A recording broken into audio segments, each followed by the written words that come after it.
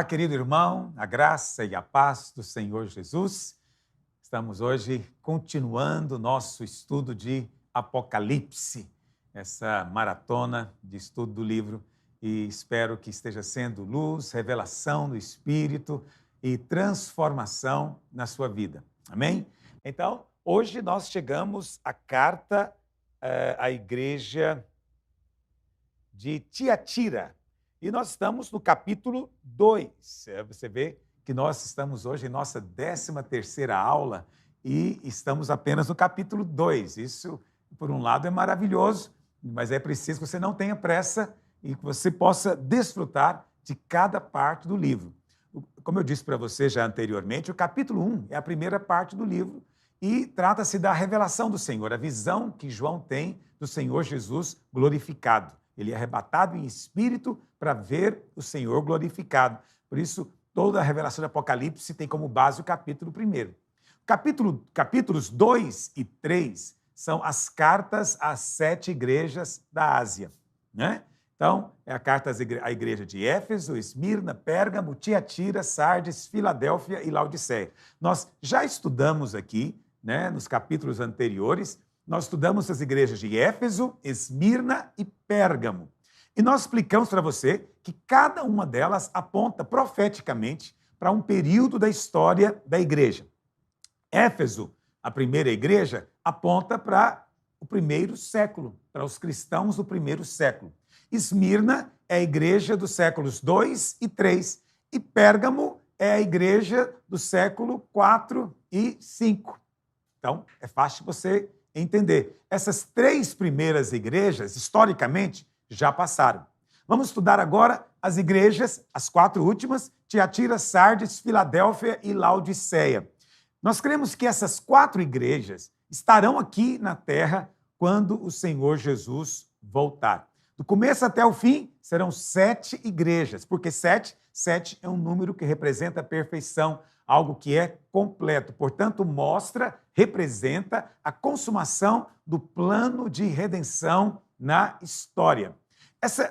Normalmente, quando nós temos grupos de 7, ele pode ser dividido em 2 subgrupos. Então, essas 7 igrejas podem ser divididas também em 2 grupos. As 3 primeiras e depois as 4 últimas. Essas 3 primeiras já passaram, as 4 outras vão permanecer. Muito bem. Por quê que nós dividimos em 2 grupos? Por uma simples razão. As 4 últimas cartas, todas elas falam algo a respeito da volta do Senhor Jesus. E o padrão da promessa ao vencedor, ele é mudado. E ele mostra mais realça mais uma posição que o vencedor terá no reino. Então, para essas 4 últimas, a ênfase vai sentar-se no trono, vai reinar sobre as nações. Entende o que eu estou dizendo? E todas essas 4 também mencionam, de alguma maneira, a volta do Senhor Jesus. Vamos ver, então, a carta à igreja de Tiatira. Pegue aí a sua Bíblia em Apocalipse, capítulo 2, no verso 18. Se você tem o livro, seria bom você sempre tê-lo consigo durante as ministrações, você ir sublinhando, quem sabe acrescentando coisas. A gente está sempre acrescentando algo, porque a palavra do Senhor vai sempre se abrindo diante dos nossos olhos. Verso 18. Ao anjo da igreja em Tiatira, escreve: estas coisas diz o Filho de Deus, que tem os olhos como chama de fogo e os pés semelhantes ao bronze polido. Então, a palavra Tiatira significa sacrifícios de perfumes ou odor de aflição. Profeticamente, o que representa a igreja de Tiatira? Profeticamente, Tiatira representa o período da Idade Média, portanto, aponta para o governo do papado em Roma, aponta para a igreja católica. Então, até o 4º século, a igreja foi, de uma maneira ou de outra, perseguida e considerada proscrita pelas autoridades romanas. Mas, nós explicamos para você nas nossas 2 últimas aulas que Constantino, o imperador romano, ele se converteu.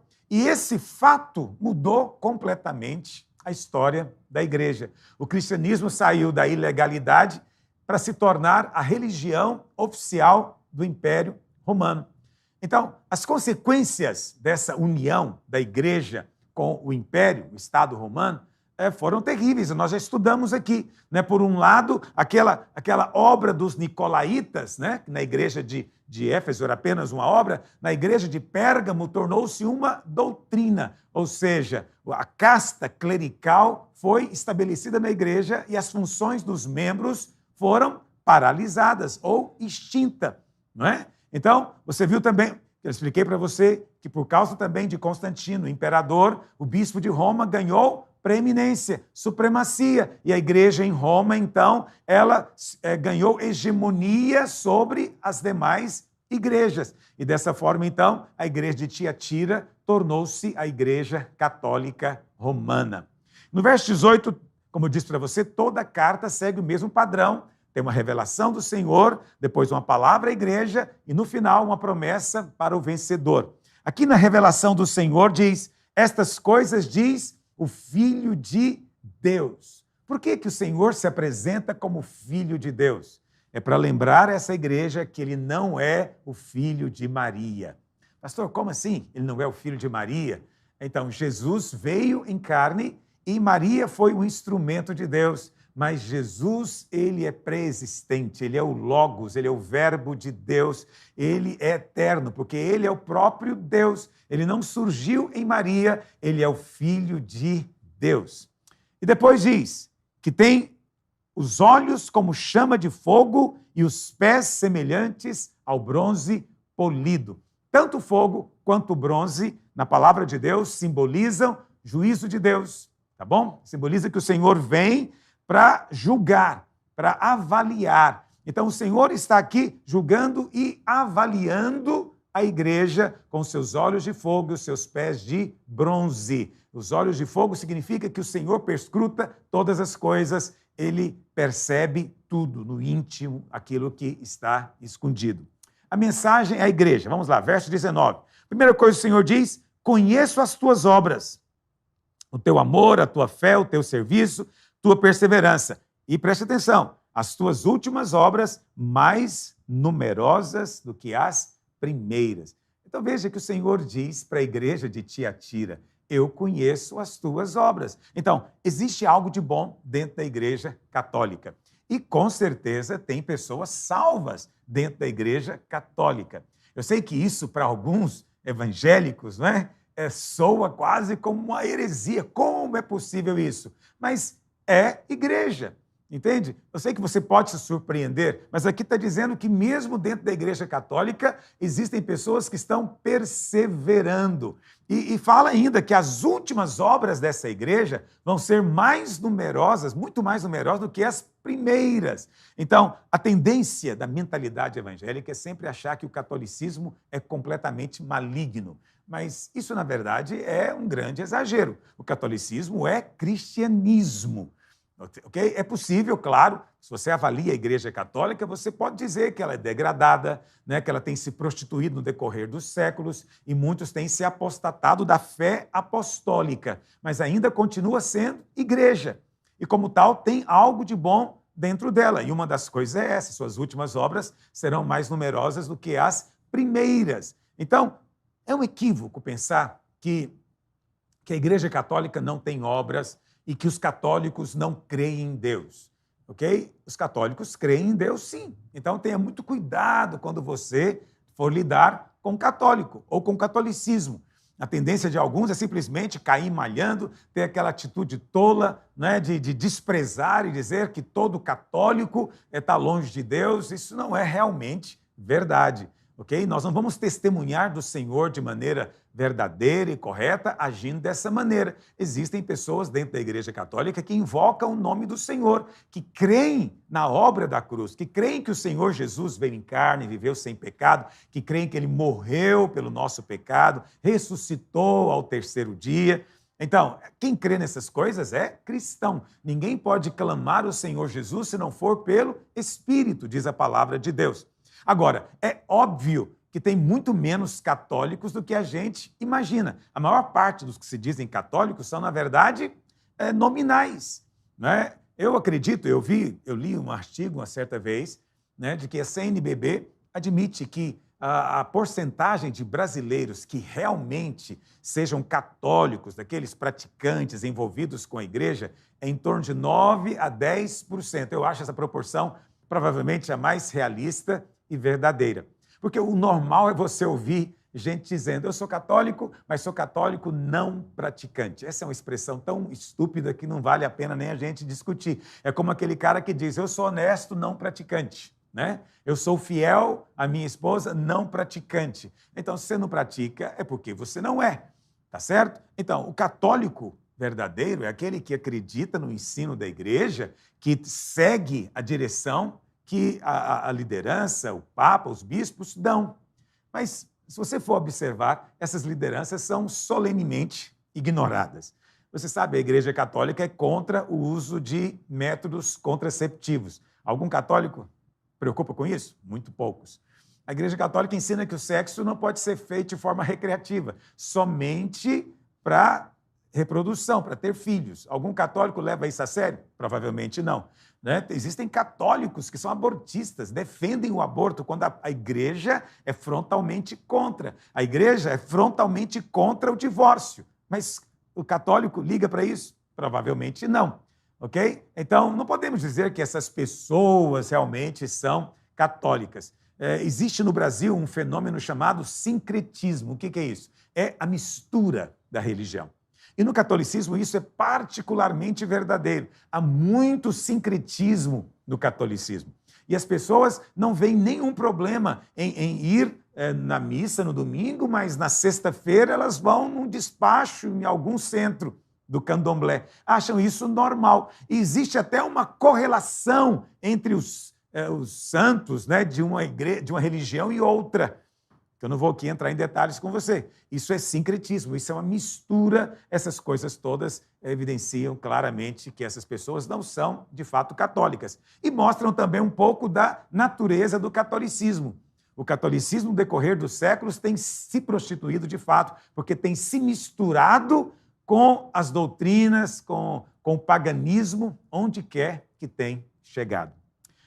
Pastor, mas mesmo assim, você crê que tem pessoas dentro da Igreja Católica que amam o Senhor, creem, são salvas? Eu não tenho a menor dúvida, tá bom? Não tenho a menor dúvida. Todo aquele que invocar o nome do Senhor será salvo. Tem mais gente salva lá do que você imagina, tá bom? Então, não julgue pela aparência, não tenha essa postura sectária, tola, de rejeitar qualquer pessoa que venha dizendo-se católico. Não tem essa postura, isso não agrada o coração de Deus. Por isso eu faço questão de mostrar para você que Tiatira é sim uma das 7 igrejas. E uma das 4 que estará aqui por ocasião da volta do Senhor Jesus. No verso 20, o Senhor introduz uma coisa interessante, uma ilustração do Velho Testamento. Tenho, porém, contra ti o tolerares que essa mulher, Jezabel, que a si mesma se declara profetisa, não somente ensine, mas ainda seduz os meus servos a praticarem a prostituição e a comerem coisas sacrificadas aos ídolos. Dei-lhe tempo para que se arrependesse, ela todavia não quer arrepender-se da sua prostituição. Eis que a prostro de cama, bem como em grande tribulação se com ela adulteram, caso não se arrependam das obras que ela incita. Uau, que coisa impressionante. Você está falando da igreja, de repente aparece em cena aqui uma figura do Velho Testamento, Jezabel. Quem era Jezabel? Você vai encontrar isso lá em 1 Reis, no capítulo 16, 17, 18. Você vai encontrar isso na época do profeta Elias, você deve se lembrar. Jezabel, ela era esposa do rei Acabe. E Jezabel, ela era sacerdotisa de Baal. Baal era um deus cananeu, ok? E ela, juntamente com Acabe, foi responsável por levar Israel a prostituir-se com a idolatria pagã de Baal e Astarote. A Bíblia fala que Jezabel influenciou o rei, influenciou toda a nação. E eles, então, edificaram, construíram templos e altares para Baal em Samaria e em todo Israel, ok? Então, você sabe, Jezabel é conhecida como esposa de Acabe, mas Acabe era um rei fraco. Quem de fato governava era ela. E você conhece a história, ela morreu comida por cães. Esse foi o juízo de Deus sobre ela. Mas aqui agora, na igreja, ela aparece em cena novamente. É óbvio que é uma alegoria. É evidente que Jezabel mesmo não está aqui. Está falando de um espírito, está falando de algo espiritual. Em Apocalipse, você vai encontrar a mulher como alegoria em muitos lugares. Então, por exemplo, no capítulo 12 do livro, você tem ali a história daquela mulher que vai dar à luz ao filho varão. Está lembrando disso? Aquela mulher aponta para o povo de Deus. E a maior parte dela é a igreja. No capítulo 17 de Apocalipse, você tem a descrição da grande meretriz, chamada de Grande Babilônia. Também é uma mulher. A Grande Babilônia vai ser uma religião, a religião do anticristo, tá certo? Que é uma mulher também. Então, por uma questão de coerência, essa mulher aqui está representando a própria igreja de Tiatira. Isso significa que a igreja de Tiatira adulterou, se prostituiu de uma maneira semelhante àquela meretriz do capítulo 17, que é a Grande Babilônia. Na palavra de Deus, prostituição sempre é símbolo de idolatria, ok? Sempre é símbolo de idolatria. Então, Jezabel aqui é a mesma mulher, ou é como aquela mulher do capítulo 17, que nós não lemos ainda, mas você pode ler depois para você se inteirar de que se trata. Tá bom? Jezabel foi aquela que matou muitos homens de Deus em Israel. Você sabe, a Igreja Católica também, ela perseguiu e matou muitos servos de Deus durante a história. Durante a Idade Média, muitos homens de Deus foram perseguidos pela própria igreja, do mesmo jeito que Jezabel fez lá no Velho Testamento. Jezabel, no caso aqui a igreja, perseguiu homens de Deus. E Deus disse para Elias que ele tinha preservado 7.000 em Israel que não tinham dobrado os joelhos e nem beijado a Baal. Então, dentro de Tiatira também, Deus tem um remanescente, tem o vencedor, ok? Que não tem se entregado à prostituição da idolatria. Eu tenho que dizer para você que a principal marca da igreja de Tiatira, que é a igreja católica, é a idolatria. É a adoração a Maria, adoração aos santos, adoração a anjos, adoração a todo tipo de coisa. Então, essa idolatria, tá bom? O Senhor chama de prostituição, tá certo? O Senhor diz, então, que deu tempo para que se arrependesse, mas ela não se arrepende. Verso 22, eis que a prostro de cama, bem como em grande tribulação. Então, preste atenção. Muitas pessoas pegam esse versículo aqui para dizer da minha contradição, quando eu ensino que não é a vontade do Senhor que ninguém fique doente, ok? E aqui o Senhor está dizendo que vai colocar ela de cama. Que coisa impressionante. E em grande tribulação. E também os que com ela se prostituem, adulteram. Então, você tem que entender, todo o contexto aqui é alegórico. Jezabel é alegórica, a prostituição é alegórica. Jezabel está apontando para a igreja e a prostituição está apontando para a idolatria.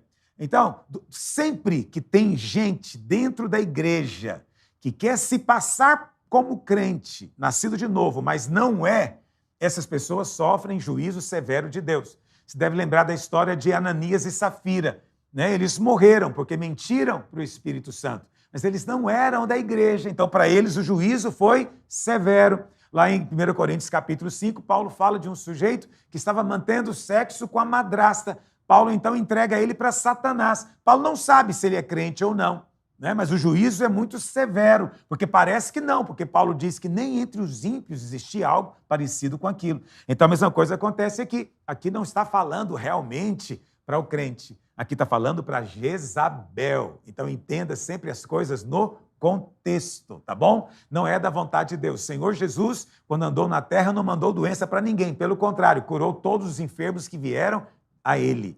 Essa é a vontade de Deus. Estou colocando isso para vocês, não está no livro, mas é importante dizer porque algumas pessoas me mandaram esse versículo como uma suposta evidência de um erro naquilo que nós ensinamos.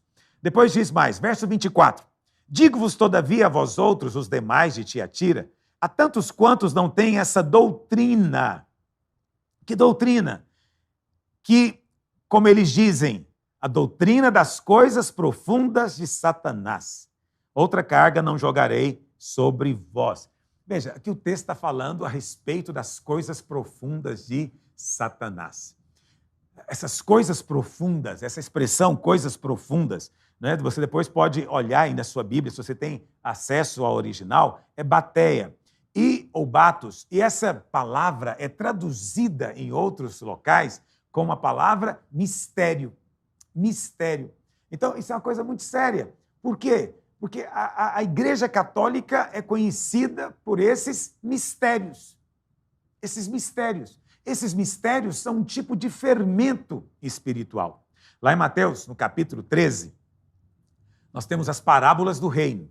E no verso 33, tem a parábola da mulher que escondeu fermento em 3 medidas de farinha, até que ficou tudo levedado.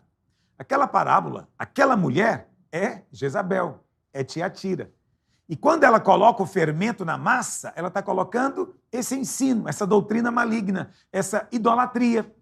Muitas pessoas leem aquela parábola e pensam que está falando do crescimento da igreja, que o reino de Deus vai crescer como uma massa fermentada. O crescimento de Deus não pode ser com fermento, porque na Bíblia o fermento nunca é positivo. O fermento sempre aponta para pecado. Pecado. 1 Coríntios 5, Paulo fala que um pouco de fermento, que é o pecado, leveda a massa. Jesus diz para os discípulos, tenham cuidado do fermento dos fariseus, que é a hipocrisia. Então, o fermento sempre é algo negativo e maligno. Ou é pecado, ou é hipocrisia. E essa mulher, ela então colocou fermento na farinha que era pura. Essa mulher é Jezabel e simboliza aqui a própria Igreja Católica. O fermento de Jezabel é a idolatria, ok? Que é aqui simbolizada pela prostituição.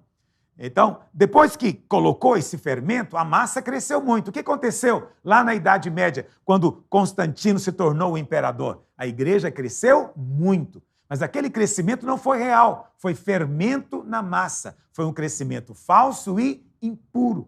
Então, Tiatira pode ser muito grande, mas o tamanho não é verdadeiro, ok? É falso, é fermentado.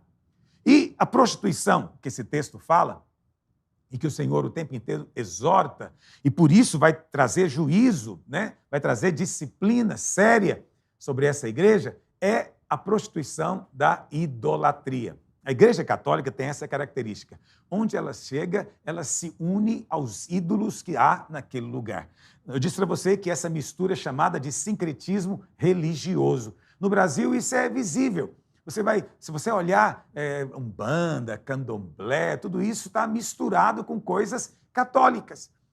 Na Bíblia não existe essa coisa de orar pelos mortos, mas a Igreja Católica absorveu esse negócio de orar pelos ancestrais. De onde veio isso? Das religiões orientais, ok? Então, em algum momento, a Igreja Católica achou também que tinha que ter o Dia dos Mortos, né? O Natal. O Natal também é um tipo de prostituição. Os europeus celebravam as Saturnálias, né? A festa ao Deus Sol no solstício de inverno, né? Lá no final de dezembro. A Igreja Católica, então, pegou e transformou isso no Natal. Pegou a árvore sagrada, né? Pegou o Papai Noel e colocou no lugar de Cristo. Isso é um tipo de prostituição. Se você vai na missa, a missa católica, ela é um tipo de uma imitação do culto judaico. O padre, ele é um sacerdote, está paramentado como um sacerdote do Velho Testamento, né? No catolicismo está cheio, como disse para você, de santos, ídolos, Maria, né? Tem uma infinidade de gente beatificada, as pessoas oram a elas, acendem velas, fazem cultos, uma coisa impressionante. Essa coisa da mariolatria, eu diria que hoje em dia a Igreja Católica é muito mais mariólatra do que realmente cristã. Por quê? Porque a Maria está no centro de tudo. E por que tudo gira em torno de Maria? Porque em todas as outras religiões, né, do paganismo, existe uma deusa, mas no cristianismo não tem deusa. O que Tiatira fez, então? A Igreja Católica fez? Inventou uma deusa. Pastor, mas a Igreja Católica não diz que Maria é uma deusa. É verdade, se você perguntar para qualquer padre, ele vai dizer, não, Maria não é Deus, mas eles tratam como se fosse, entende? Porque se você tem católico aqui no Brasil, lá na França, lá na China, orando a Maria, é porque eles acreditam que Maria está em todos esses lugares e pode atender a oração. Isso é atributo exclusivo de Deus, não é verdade? Então, as pessoas, quando se ajoelham diante de uma imagem de Maria, elas estão fazendo reverência, elas têm temor e elas têm devoção como Deus. Isso é idolatria na Bíblia, isso é prostituição espiritual. No cristianismo não tem uma deusa. Pastor, mas com tudo isso, você ainda acredita que tem pessoas lá dentro que creem em Deus, no Senhor Jesus? Sim, apesar disso tudo tem. Então você pode ficar em paz, tá bom? E mesmo lá dentro, tem aqueles que o Senhor separou. Talvez não sejam muitos, mas eles estão lá dentro. Mas voltando para a questão das coisas profundas de Satanás. O que são essas coisas profundas? São os mistérios. A Igreja Católica é caracterizada por mistério, é uma religião de mistérios. Essa é a resposta dogmática que qualquer líder católico vai dar. Então, se você pergunta para um católico, por exemplo, e você pergunta para ele, como é que você sabe que Maria subiu ao céu, foi glorificada? Eles dizem que é um mistério. Mistério da divindade. Você pergunta para ele, mas essa questão da hóstia, como é que é isso? A hóstia se transforma literalmente no corpo de Jesus? Como é isso? Qual base você tem para isso? Ele vai dizer que é um mistério. Então são as coisas profundas. Só que o Senhor diz que esses mistérios são coisas malignas de Satanás. Uau! A colocação do Senhor é que é extremamente dura. Não é uma coisa banal, trivial, uma coisa seríssima. Então, nós não ensinamos mistérios, pelo contrário, nós ensinamos revelação. Né? Nós ensinamos a enxergar, a abrir os olhos, a ver a palavra de Deus. Então, se você está me acompanhando, porventura você é católico, não quero de forma alguma ofendê-lo com nada do que eu disse, mas você tem de convir comigo que tudo o que eu falei é verdade. Eu estou contando e falando para você com sinceridade. E se você realmente ama o Senhor, você também tem que amar a palavra. Então você deve ler na palavra as coisas que eu estou dizendo. Porque não digo de mim mesmo, não falo da minha opinião, eu estou falando daquilo que está escrito. Está escrito. Amém? Muito bem. Pastor, você crê que... Eu já falei para você que lá em 1 Reis, no capítulo 19, o Senhor diz para Elias que ele tinha separado 7.000 em Israel. Isso significa que mesmo em Israel, naquela época, né, de muita idolatria, em que o povo tinha se afastado de Deus, tinha um grupo que Deus tinha separado. A mesma coisa acontece na Igreja Católica, não duvide disso, ok? Qual é a recompensa? Vamos lá, verso 26. Ao vencedor que guardar até o fim as minhas obras, eu lhe darei autoridade sobre as nações. Olha a recompensa aqui. Eu lhe darei autoridade sobre as nações. Com cetro de ferro as regerá e as reduzirá a pedaços como se fossem objetos de barro. Assim como eu também recebi de meu Pai, dar-lhe-ei ainda a estrela da manhã. Quem tem ouvidos, ouça o que o Espírito diz às igrejas. Então, a primeira coisa, o Senhor diz aqui que o vencedor vai reinar sobre as nações. Reinar sobre as nações. Eu tenho dito para você que a recompensa vai ser no milênio. O milênio é a próxima dispensação. Quando o Senhor Jesus voltar nas nuvens, ele vai descer e vai estabelecer o seu trono, o seu governo lá em Jerusalém. Está me ouvindo? E então vai começar uma outra dispensação chamada do reino, ou o milênio. Okay? O reino milenar. Esse vai ser o tempo em que o Senhor vai dar a recompensa aos crentes vencedores. Eu sei que você vai ouvir pessoas dizendo que todo crente vai reinar com Cristo, mas não é isso que está escrito aqui. A palavra do Senhor diz que o vencedor, ele vai ganhar autoridade sobre as nações, o vencedor. Como eu te disse, todo crente, ele é legalmente vencedor, mas nem todos vivem como vencedores. Somente o vencedor vai reinar sobre as nações. Ou seja, a Bíblia fala que o Senhor vai reinar, ele vai ser o rei, o príncipe da paz, mas nós vamos reinar com ele, ok? Vamos fazer parte, vamos dizer assim, do seu ministério, vamos dizer assim. Então, alguns crentes vão reinar sobre nações, outros sobre cidades, estados, alguns vão reinar sobre várias cidades, outros sobre uma cidade, mas essa vai ser a recompensa. E a pergunta que todo tempo me fazem é, pastor, onde estarão os outros crentes que não forem reinar? Presta atenção, não é uma questão de localização geográfica. Todos nós estaremos com o Senhor. Preste atenção nisso. nós estaremos com o Senhor. Todos os salvos estarão com o Senhor. Mas alguns vão receber uma posição de proeminência e de honra, ok? Vão receber uma coroa, vão receber um trono. O trono não é só uma cadeira para sentar e a coroa não é só um enfeite para a cabeça. São coisas simbólicas que representam uma posição de honra, de autoridade, de governo, tá bom? Alguns vão ter uma posição, outros não, tá bom? Nós não vamos reinar sobre os demais irmãos. Nós vamos reinar sobre as nações. As nações são esses países que você conhece aí, que estão aí existindo. Muitos, talvez a maior parte deles, vão continuar depois da volta do Senhor e nós reinaremos sobre eles, mas vai ser um reinado de paz, abundância, prosperidade, ok? Não haverá fome, não haverá guerra, a morte vai existir ainda, mas vai ser uma coisa muito rara para as nações. Para nós não, para os salvos não, nós receberemos um corpo glorificado, jamais morreremos, a morte não tem nunca mais poder sobre nós. Mas as nações ainda vão morrer, mas não vão morrer jovens, vão viver como foi no tempo antes do dilúvio, com centenas de anos. Então vai ser um tempo que nem somos capazes, às vezes, de imaginar, mas nós cremos que está muito próximo. Então a promessa do vencedor é: você vai reinar sobre as nações. Mas tem uma promessa aqui muito importante, no verso 28, dar-lhe-ei ainda a estrela da manhã.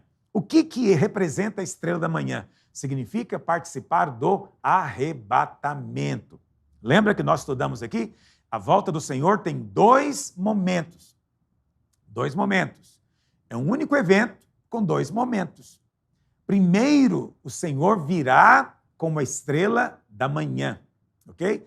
Apocalipse 22, 16 e também aqui em Apocalipse 2, 28, diz que ele vem como a estrela da manhã. Isso é alegórico, evidentemente. A estrela da manhã é aquela que está brilhando de madrugada. O melhor horário para vê-la é antes do sol nascer. Então é o horário que o sono é mais forte. Eu não estou dizendo que o arrebatamento vai acontecer 5 horas da manhã, preste atenção. Isso é simbólico, alegórico. Tem pessoas que estão dormindo, mas não é que elas realmente estão dormindo, elas estão aí trabalhando, vivendo a vida, mas estão tão embriagadas com as coisas deste mundo que elas não se lembram do Senhor. Então, para esses vai ser uma surpresa. O Senhor virá como ladrão, ok? O Senhor virá como ladrão.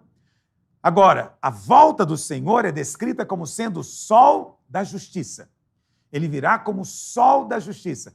Porque o sol, ninguém precisa, não vai ter surpresa, ok? É durante o dia, todo mundo está atento. Por que disso? Porque para o arrebatamento não há sinais, mas para a volta nas nuvens há muitos sinais que vão anteceder, tá bom? Agora, nós cremos que o arrebatamento vai ser para o crente vencedor. Mateus 24 diz o quê? Que estarão 2 no campo, um será tomado e deixado o outro. Os 2 são crentes, mas um será tomado, ok? Um vai estar qualificado para ser, vamos dizer, participar dessa colheita como primícia.